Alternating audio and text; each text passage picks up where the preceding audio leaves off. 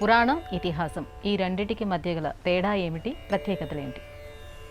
పుర అపి నవం పురాణం, ఇతి అనేన హాసయతి అనే ఇలాంటి వ్యుత్పత్తి పదాలతో ఇతిహాసం అనే పదానికి ఉత్పత్తిని, అలాగే పురాణం అన్న పదానికి వ్యుత్పత్తిని పురాణాలు, శాస్త్రాలు, అలాగే అమరకోశాది గ్రంథాలు వివరిస్తున్నాయి. పురా అపి నవం అన్నప్పుడు పురాణం అవుతుంది. అంటే ప్రాచీనమైనది అయినప్పటికీ చదివే కొద్దీ నిత్య నూతనంగా కొత్త విలువలతో పాత కథలను బోధించేది అని అర్థం. పురాణానికి 5 లక్షణాలు ఉంటాయి. సర్గశ్చ ప్రతిసర్గశ్చ వంశో మనవంతరాణి చ వంశానుచరితం చేతి పురాణం పంచలక్షణం. ఇతిహాసం అనగానే చరిత్ర అన్న దృష్కోణంతో మనం ఆలోచన చేస్తూ ఉంటాం. ఇతిహాసాలు 2: భారతేతిహాసం, రామాయణం ఇతిహాసం. ఈ రెండింటినే ఇతిహాసాలు అంటూ మనకు ఆనువంశికంగా ప్రాచీనులు ఈ రెండింటినే ఇతిహాసాలుగా పరిగణన చేయవలసింది అంటూ ప్రబోధం చేశారు. ఇక పురాణాలు అనేసరికి మద్వయం భద్వయం చేవ భ్రత్రయం వచతుష్టయం అనాపలింగ కూస్కాని పురాణాన్ని పృథక్ 18 పురాణాలు.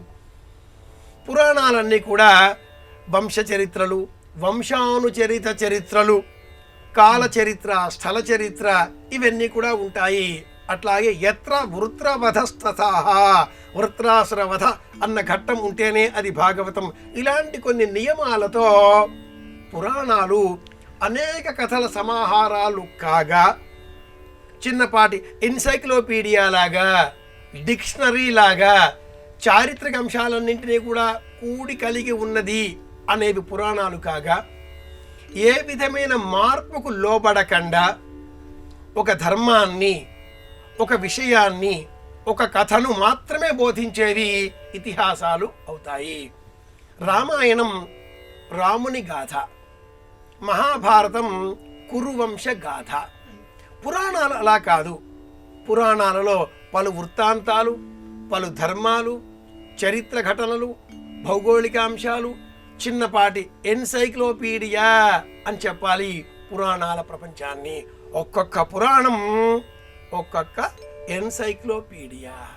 ఇది వాస్తవికంగా మనం పురాణాలను, ఇతిహాసాలను పరిశీలిస్తే కలిగేటటువంటి ఆలోచన.